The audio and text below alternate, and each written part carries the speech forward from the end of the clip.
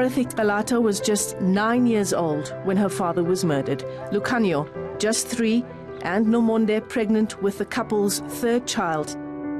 Lucanio, a journalist, penned his experiences in a book entitled My Father Died for This in 2018. In it, he questions the mystery that still surrounds his father's death, despite 2 high-profile inquests. You know, we've been talking a lot about Lucanio and Dorothy. I want to, for a second, talk about Tumani. Mm-hmm. Because that for me, in reading about the Calata story and the last encounter that Fort had with Lucanio before he left for PE on that day, his buddy, Lucanio, and looking at your swollen belly and saying, I want a girl. Go and tell the doctor I want a girl. Yeah. How is all of this impacted on Tumani's life? That she was born into this sorrow and this grief. Tumani, as Dorothy said, I'm a storyteller, good storyteller. I was like informing Tumani and telling Tumani all the stories about her father, but she didn't have any connection, you know, with him. She could hardly pronounce the name like father when she was talking about him. She would only say Fort, because she really didn't know. And when we showed her the pictures, she will tell you that this is Lucanio, you know. It's an easy mistake to make. Yes. But she will say, this is Lucanio. You show me Lucanio's pictures. I don't know this person, and so on. But lately, after she read Lucanio's book, she broke. And she picked up a lot of things that she connect with him from the book. And then she started talking and then she started more about him and asking questions. And then she realized that this is my father. I have to call him father, not and he wanted anymore. you. And he was looking forward to you. He was looking forward to this little girl. He was looking forward, you know. Even sometimes when we were sitting there, he will practice how to handle this baby. And when this baby is born at the hospital, his involvement with this baby girl and how much love he's going to give this baby girl, because he was saying, well, second son, yes, it would have been nice to have a second son, but there might be a problem if I have another son, because this son is going to break my relationship with Lucanio. So it's better to be a girl so that she can have her own place in He my wanted heart. his buddy Lucanio. Yeah, he wanted his buddy Lucanio. And he would say to me, you've lived with me for so long. You've had all I have. So now you've had enough of me. If I have another girl at least, and then he would say, and then you can also share with her. But there was a thing, we used to dance also with my dad. And then I would dance with Lucanio. And then he would dance with my mom. And then he would often tease and say, but then, you know, when the other one comes, then they're not going to have a space to dance. And then he would say to Mama, okay, then you would stay out. Then I'm going to dance with the new one. And then Lucanio's going to continue to dance with Dorothy. And I won't have a partner. And then you won't have a partner. Then he says, but you wouldn't need a partner, because then you've danced with me for so much longer, you know. And that last dance was actually the Wednesday evening. The Wednesday evening. As they left, the Thursday morning. We had a dance that evening. There was a pop show on SABC 1, TV1 then. So the pop show was playing, and I think they played like a slow song. And then we started dancing to this song on the pop show.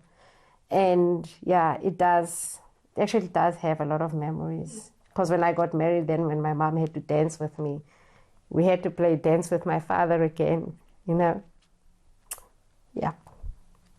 It was very emotional too. So, coming back to Tumani. Tumani woke me up at the very early morning hours after reading the book. And I think that's what happens with my siblings is when they've got difficulties, things that they feel Mama won't be able to take. They come to you. They come to me. Sometimes I must be a buffer. By the time they tell her, they should have gone through me, and maybe I have to advise on how to say it to her so that she doesn't get hurt as much. And is this a role that you've occupied? Always. Since? Always. I'm literally, when my father died, I became the second parent in the house. And so Tumani calls around 2 in the morning. She was here in Krerok alone, reading the book. And I guess it hit her when she was reading. She was in the part of the death. And all she kept saying for that whole hour was, why?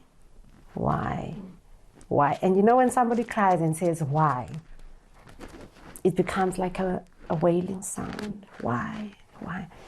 So there I was listening. Why what money? Why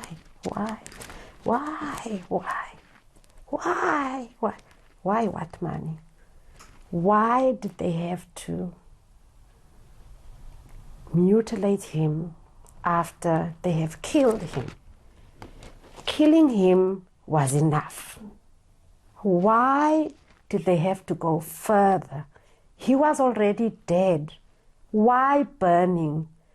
Why, when she reached the part of why cut the fingers, then she screamed and cried.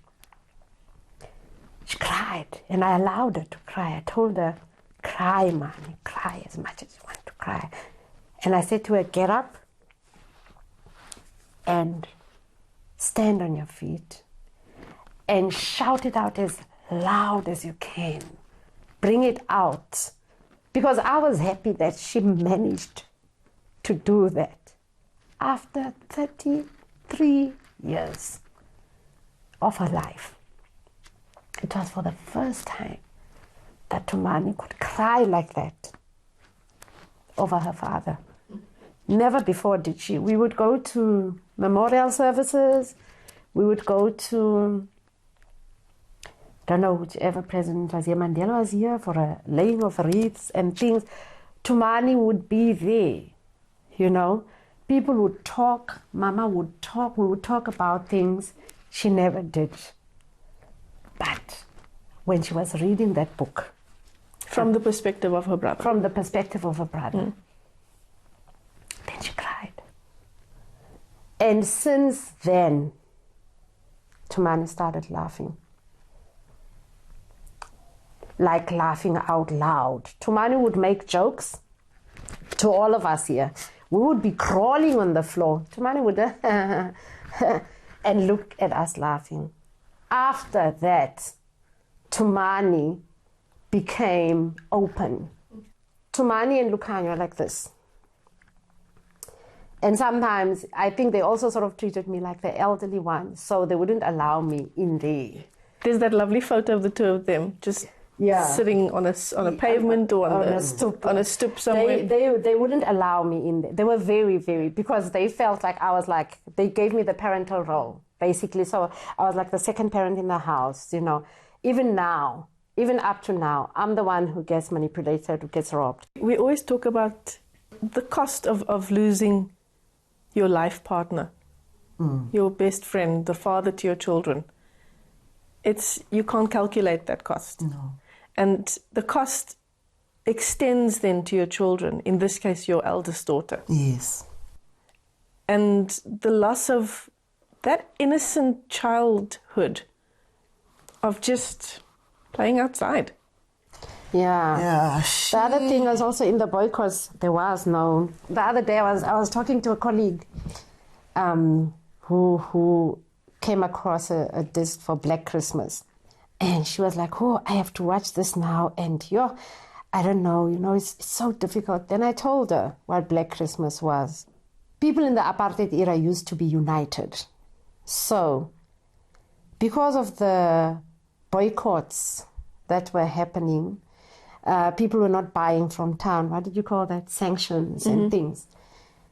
So a lot of people identified with the fact that people could not afford the commercial style, you know, the commercialization of Christmas and things.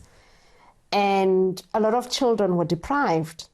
Black Christmas was also to say to our parents, they don't have to conform to a norm that they cannot afford, right? At the very same time, it was also to say, you know, an injury to one is an injury to all. If you cannot afford, so can all of us not afford. Therefore, we are not going to go out and brag to you that we can afford things for our children when your children have just lost their fathers. It means no child in Kredok is going to be all rosy and shiny on Christmas Day. And I said, that's what Black Christmas meant. The reason why I'm just mentioning that is about this responsibility that I have taken up. And surely the strength of also having that and doing that in a way as well.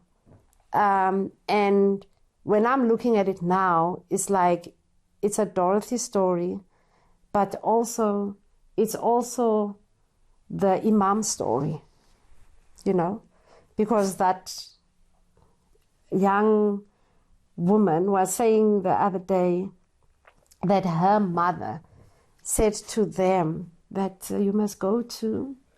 you guys could have gone to the TRCs and things. Hy goed is vir geleerde mense, is nie vir mense soos ons nie, you know. And my mother went to the TRC and experienced that. As much as I've spoken to her every day, I didn't have a TV at hostel. I had to hear from other people that we saw your mom wearing a red jersey on TV. But I knew what it did to her because we spoke about it almost every day. Mom and I had a relationship of calling each other. So in those days, we used to use the telephone hockeys. So at whatever residence where I stayed, Mama used to know the number for the residence, and then she would call me at particular times. So all the housemates knew that if the call comes in at 7, it's my mom. If it's 7:10, it's somebody else's mom. So we would just know it's like 7 o'clock, Dorothy, 7:10, Juliet, you know. So Mama would call and talk about her experiences at the TRC, and I never knew what it was like until I have actually seen some of the footage. I'm glad you're bringing up the TRC because I want to talk to you about there have been 2 inquests into Fort's death, and then there was the TRC. And everyone always talks about that cry of yours at the TRC. What was that, a cry of some sort of relief that this process was happening? This was before you would have known that nothing would actually come out of that for your family. Yeah, I should think that cry was like a sort of a relief, because before that, we knew most our husbands were murdered by the police. And when I will be busy there at home, maybe washing dishes or doing something, I'll be wondering, I wonder if I can go to the local magistrate and tell him, how do I feel and who do I think have killed my husband? Is he going to be able to listen to me? And I will have this silent prayer that says, oh, I so much wish one day I will be able to go and talk to somebody and tell the person, how do I feel and who do I think have killed my husband? And eventually it happened. And we went to the TRC. And while I was sitting there telling my story, so many things came up. It came up that there's these people sitting there listening to me, understanding my feeling and, you know, and my thoughts and everything, and listening to me with a passion, you know, about Bishop Tutu and Alex Brain and them. And it was also sort of like having this opportunity to be able to cry out. Yeah. So I just allowed myself to cry.